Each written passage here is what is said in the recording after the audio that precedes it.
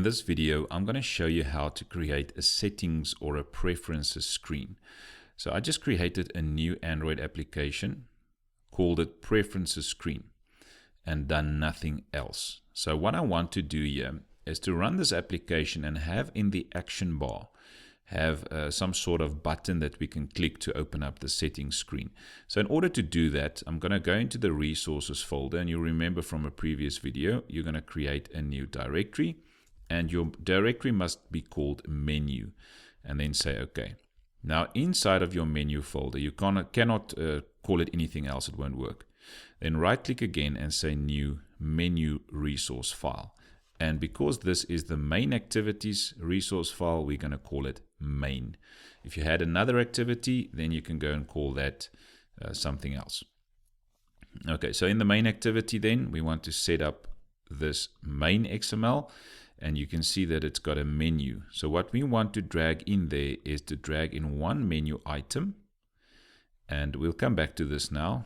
Let's just get a picture for that menu item. So we're going to go to resources, right click, say new vector asset. Let's go to the clip art and we search for settings. So let's use the settings button or that settings picture. Let's call it settings as well and say next and next. And you can see it places it under your drawable folder, and let's open up settings. So let's change this color there to 1, 2, 3, 4, 5, 6 Fs, which will make it white. So if you look at your preview, it's that white settings picture. Right. Now let's go into the text part of your main XML, and you can see we need a title. So I'm going to set the title to settings, and it will give this block there and give this comment that says it must be in the strings resource. So you can add this to your strings XML. So now what we want to add here is an icon. So the icon will be the one that we just added here, and that's the settings. That settings wheel that's currently white. Okay, and then we also need an ID for this. So let's call this ID also settings. We can use show as action if there's room, but in this case we want to show it, so you can also say always here, but if room is the better one to choose. And then if you had more than one, you can also set the order in category, but that's not necessary because we only have one option or one item. So the title is settings, the icon is the settings picture, the ID will be settings. It will show you if there's room on the screen. Right, so now let's go to main activity and set this up quickly. So just after you're on create, you can right click there and say generate, override methods, and let's search for on create options menu. Now it gives me all of these comments. I'm not sure if it's the same, so I'm just going to delete those comments. So that's the one method we need. And when it gets clicked, we need to also handle the click. So go to override methods again, and we need the following method: on options item selected. Again, I've got a lot of comments there. I'm not sure why, but there's the two methods we need. So to set this up, we're going to call there the get menu inflator, and we're going to inflate that menu. And you can see that it accepts two values: the resource file, where's the resource file, and then the menu. And the menu already have it's passed in. So we just need to go to r.menu. And we called it main. So it's referring to this main XML. This is the one we want to load as the menu. And then just pass in your menu there. And now if you run, you should see that as part of your main activity. Then also here, if we want to handle the click event, we'll add a switch. In the switch, we'll pass in this item that was clicked. There's item, but we're going to get the item ID. And remember, we gave this item an ID, and the ID is settings. So that's the one we're testing for. We're going to say case r.id.settings. If it's settings that was clicked, we can do something and then break. So in here, later on, we'll add something so that when it gets clicked, we can do something. Then let's also just create the action bar. So I'm going to say action bar. Make sure it's the support version 7 app. Let's call it action bar as well. And then equals get support action bar. and then on that action bar, I'm just going to set a title. So let's set the title as main, for example. Okay, so let's run this quickly and just see what we've got so far. So if I run it, so there you can see there's main, that's the title we just created, and there's your little settings. Now we didn't say anything should happen when we click it, but you can see it's clickable. It's showing that animation nicely and so forth. Right, so this is what we have now. So let's say we want to create a settings screen now for our application. How can we do that? So if we click on this setting or this wheel there, we want to have some settings pop up. So in order to do this, I'm going to have a settings screen with a few options to choose from.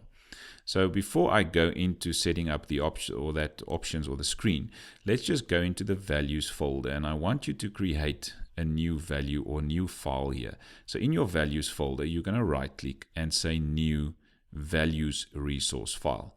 And then the values resource file, I'm going to call arrays. So you'll remember that we did this exact same thing when we started with fragments. We created an array that's part of XML.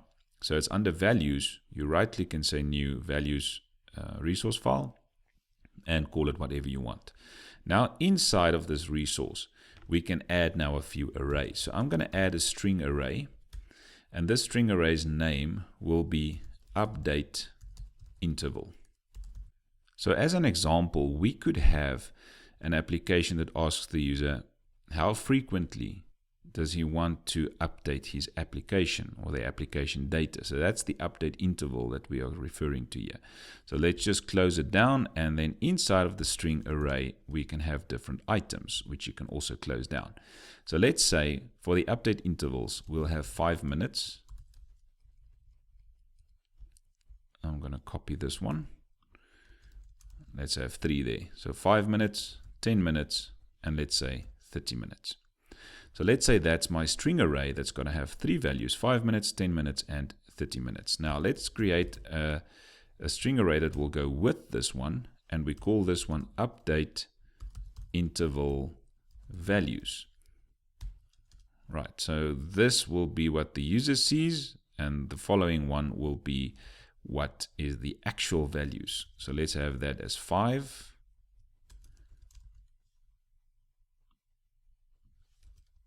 And we make this one the 10, and we make this one 30.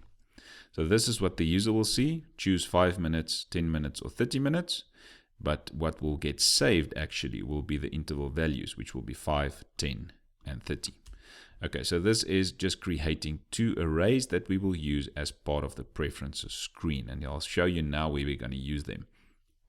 Okay, so far so good. Let's go and create a new folder now where we're going to create our preference screen. So you're going to go into your resources folder, right click, say new, and go to directory. And I want you to add the XML directory. So it must be XML, exactly the same spelling. Say OK, and you can see there's your XML folder. Right click on it again, say new XML resource file, and we can give it the name now. Let's call it preferences, or you can call it settings or whatever. So let's say preferences and say OK. And you can see automatically it gave you a preference screen as an opening tag. And that is exactly what we want. If you go to design, you'll see that we've got preferences there and we've got groups. Under common, there's actually nothing. I don't know why. But we've got preferences and we've got groups. So the first thing we're going to do here is to drag in a preference category. So I'm going to drag in preference category into the preference screen. And you can see, for some reason, I can't zoom in, but it doesn't matter. Okay, so on the preference category, if you drag in that preference category, you can see that it gives you a heading there. And that heading, if you go into text, you can change there to something else. So let's change this preference category there, the title. Let's call it sync information. Right, so if you go back to design, you can see that it says sync information there. Now let's go back then, well, let's give it at, or leave it at design. And what I want to do is to go to Preferences now and drag in a checkbox preference. So I'm going to drag in that checkbox preference into the preference category. So it will be underneath that heading. So there's checkbox preference. Now if we go back to text, you'll see now it's basically just a text or a checkbox where the user can check it or not. So for the checkbox preference, we will have a key. A key is very important. You'll see later on why. So we're going to use, let's say, perform sync there as the key. The default value we're going to set as, let's set it as true, which means it's going to be ticked right from the start. There's the title. So let's set the title not as checkbox preference, but enable, something like enable auto sync. And then we can also add a summary there. And I'll show you now where the summary pops up. But the summary will be something like enable or disable. So just a bit more information about what this part does.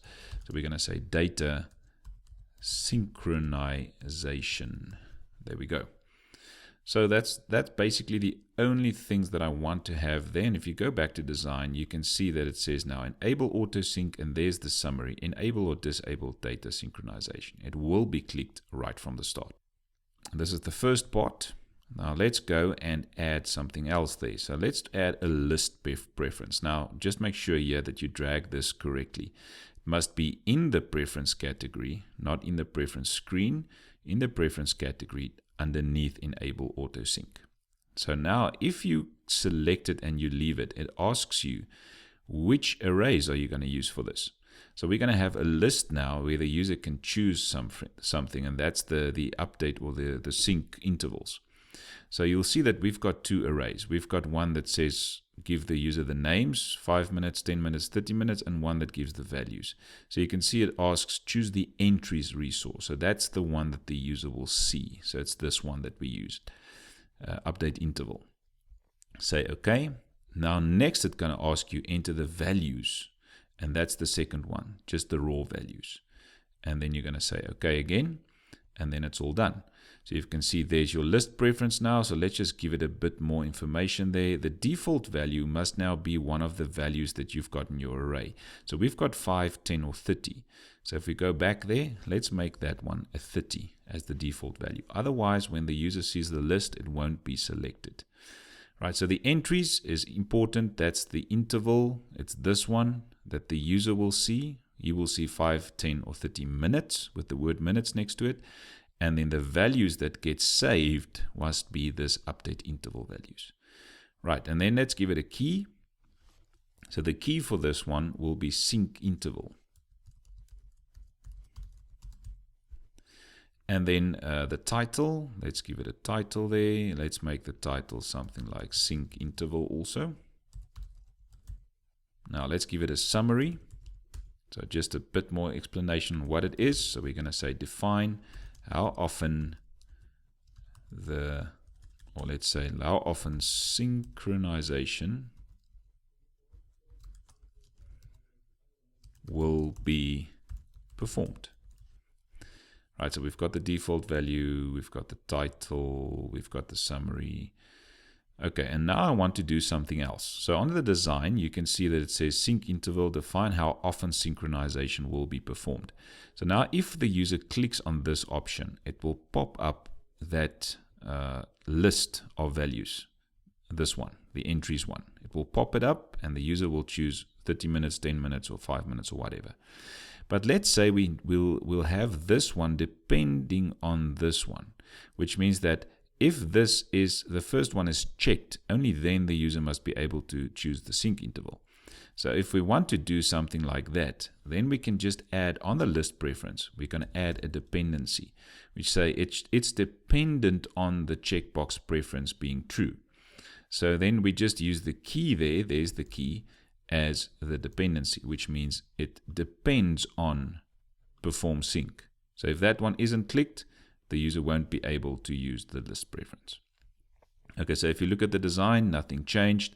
So let's add another preference category. So I'm going to close that one and let's go to groups. and I'm going to drag in another preference category. So just make sure, look at the dotted line I've got there. It must be in the preference screen, keep it on the left hand side, and it must be directly after it. So let's give a title for this one. So there's your second preference category. Let's give it the title there, and the title will be personal information. Now on the personal information, if you go back, you'll see it says now personal information. So for this one, I'm going to add two different preferences now. I'm going to use an edit text preference. So I'm going to drag in an edit text preference into the preference category. And then let's go back to that one. And the edit text preference that we want to have here, I'm going to set the key as full_name.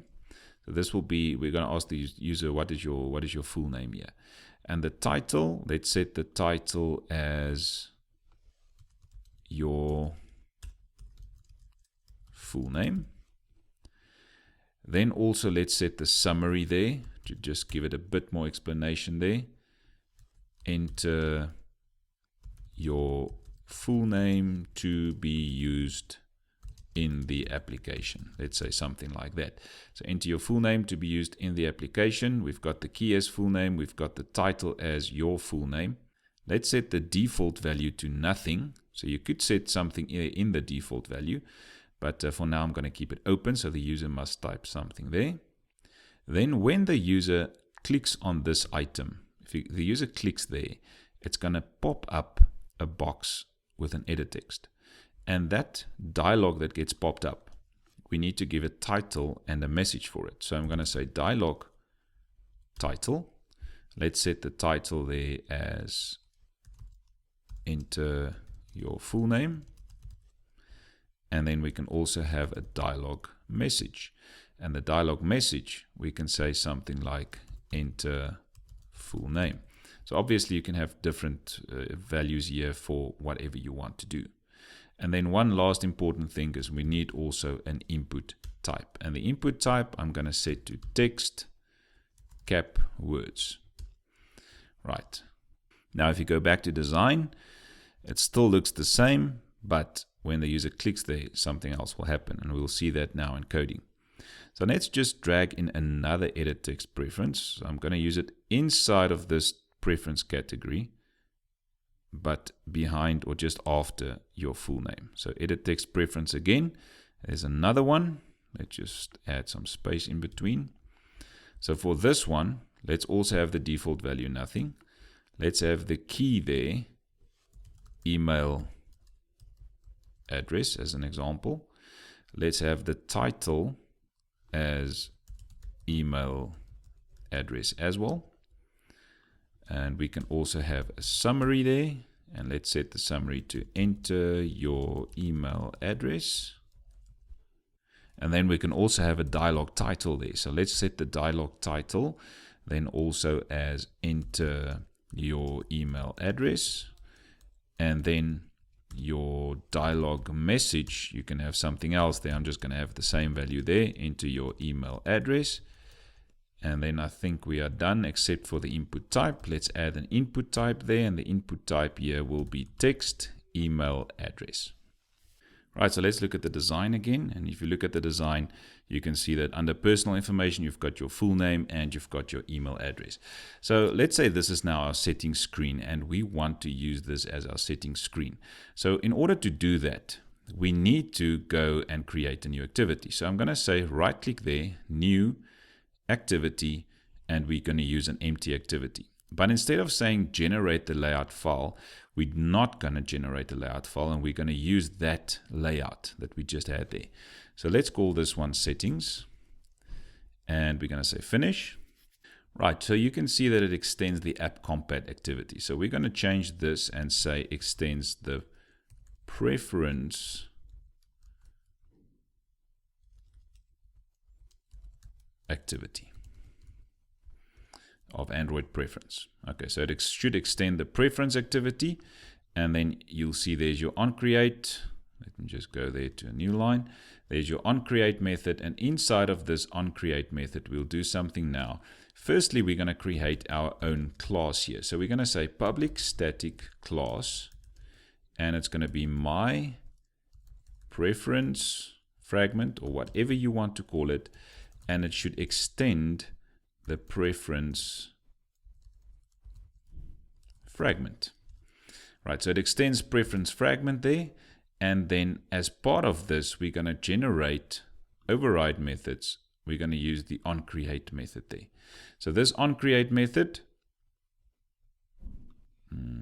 let's just remove that.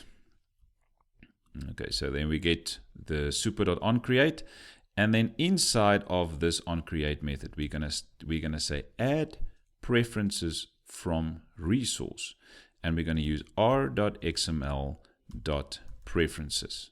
So remember, this preferences XML file, this is the one that we want to have displayed, and that's the one I am referring to. Now let's go into our onCreate method then. That's part of the settings preference activity. And what we're going to do here is to call get fragment manager. We're going to begin a transaction, and then we're going to replace. So we're going to replace android.r.id.content with this new fragment that we have now. So we're going to say new my preference fragment, and then at the end you just call commit. So this is what we want to do. We want to replace the fragment that's currently there, r.id.content, and we want to replace it with this new fragment, which will basically be this preferences layout. So it's going to look like this. Right, and that is it. So now let's go back to our main activity and just call this settings. So here where we have settings, we will just say start the activity. Because it's an activity, it's just a fragment, it's a preferences activity. So we're going to say new intent, and what we want there is to pass in this keyword, so the context, and then the second argument where we want to go, and we want to go to settings.class. So this will take us then to the settings array, or settings activity, the preference activity, which will have this as the layout, r.xml.preferences. So let's run this again. Right, so there's the main activity. If I click there, it should take me now to the preference activity, and there you can see nicely showing on the screen. So this is now my settings page. You can see that this works. If I click or deselect that one, this one is grayed out. I can't do anything there. But if it is selected and I select there, you can see there's the default value set to 30.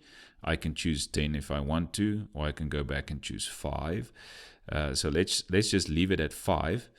And then you can see there's personal information, your full name, click on it, let's say Chuck Norris, and say OK there, and your email address you can add there as, let's say, chuck@norris.com, whatever, and say OK.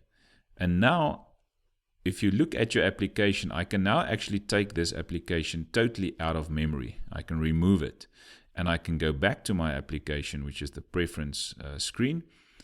Click there, and you can see it's still ticked. The interval is still at 5 minutes. The full name is still Chuck Norris. The email address is still chuck@norris.com, which means that these pieces of data, there's 1, 2, 3, 4 pieces of data, has automatically been saved for me somewhere in the application. So now the question is, how do we get that information now back? So let's go to the main activity, which is total, an activity that's totally in another place, and see if we can get these preferences that were saved now. So all of these that's saved now, how can I get hold of them? And maybe even add some values to that data that was saved. So let's see how we can do that. Right, so let's just start with getting the shared preferences file. So the shared preferences, this is the file that basically helps me to get all that data saved now. So I'm going to say shared preferences, let's call it preferences equals, and we're going to use the preference manager. And on the preference manager, we're going to call the get default shared preferences, and then pass in get base context.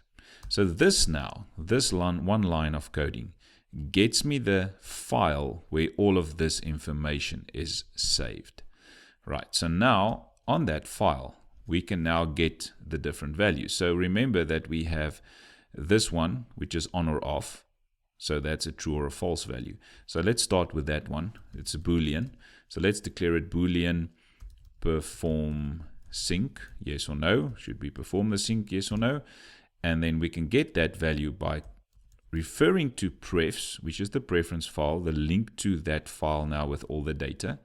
And because it's a Boolean, we're going to call get Boolean. And you can see there's the get Boolean method. It accepts a key and then a default value. So your preferences file is again like we did with intents, and we want to add some data to an intent. It's a key value pair. With intents, we said put extra, and then we have a key and a value. So here, for the preferences also, there's a key and a value, and we try to get back the key. So we're going to say get Boolean, and where's the keys now? So if you go back to your preferences XML and you go into text, you can see the key for the checkbox preference there. There's the key. It's called perform sync. So you can copy it from there, and that's the key we want to get back here. So the key is perform sync. Now, if that key doesn't exist, what should be the default value? So remember, we set the default value here as true. So let's maybe also do the default value as true there. So we will get that Boolean by just calling get Boolean on the preferences file, get Boolean, indicate the key, and it will return the value for me. So we'll see if that value is correct now. Let's try another one. The second one on this list is the sync interval, and that's going to be a normal string that we return. Remember, we had a string array there with the values 5, 10, and 30. So that's a string. So we're going to say string. Let's call this sync interval, and that should be again that prefs file. Instead of saying get Boolean, we say get string. And now what is the key for this one, for the list preference? The key is sync interval. So go back to main activity, add the key there, and then also supply the default value. So let's say the default value must be 30, because that's the default value that we set there. We set it to 30. Okay, so that's the sync interval. Let's get the full name quickly. So full name will be again prefs dot get string. Again the key first. What is the key? So for your edit text preference for the full name, the key is full_name. Go back to main activity. That's your key. Second argument, what should be the default value? Well, we said it should be empty. Let's get the same for the email. That should be prefs dot get string again. You can see that the key there is email_address. Go back, that's the key. And the value, again, just some empty space. So there we've got all 4 pieces of information now. And if we want to, we can just quickly show a toast for all of them.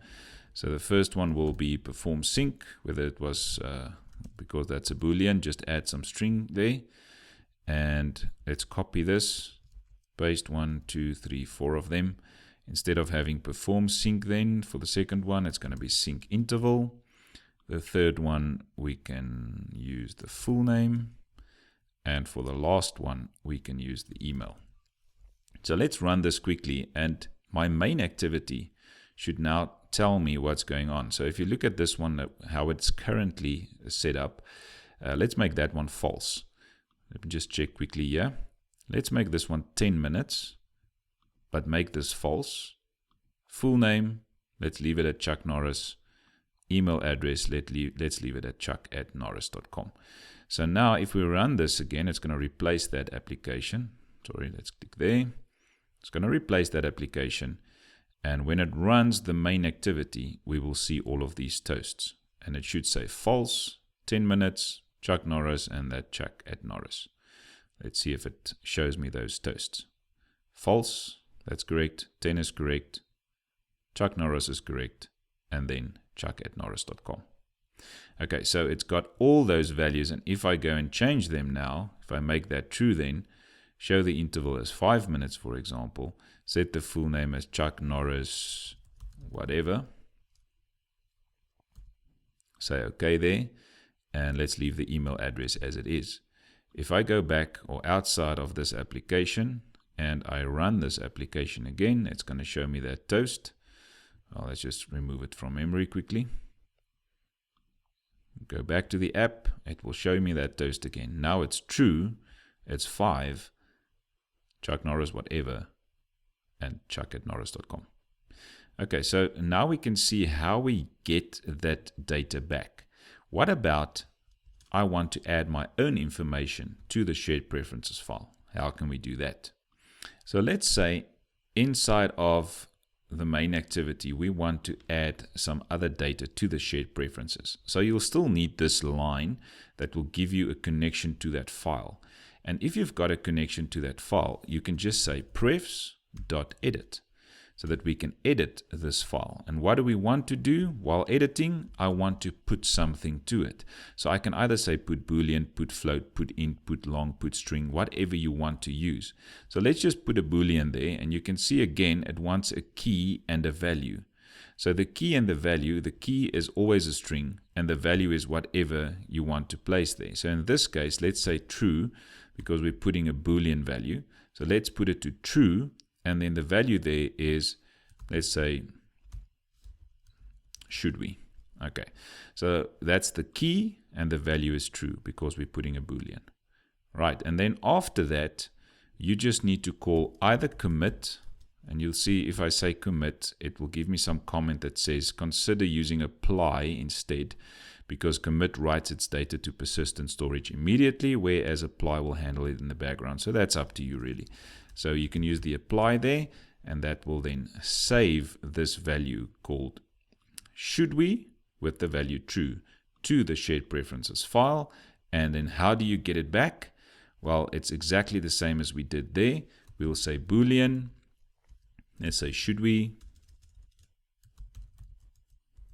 equals, go to your preferences file again, call get boolean, and now you just indicate the key. The key should be should we, and then what is the default value? Let's say the default value should be false. So it's exactly now getting it the same way as we did there. So this is how you add a value to the shared preferences, and this is how you get it back. So I hope you've learned something from this video on how to create a settings page and then how to save also those settings. Now the settings get saved automatically, remember that, but in order to get them back, this is how you get them back. If you want to add your own data to it, you'll use the edit method, then one of the put methods with a key and a value, and then call apply. That adds it to it, and then depending on what you used with the put method, if it's put boolean, then you're going to call get boolean again to get it back, only indicating the key and the default value if the key does not exist.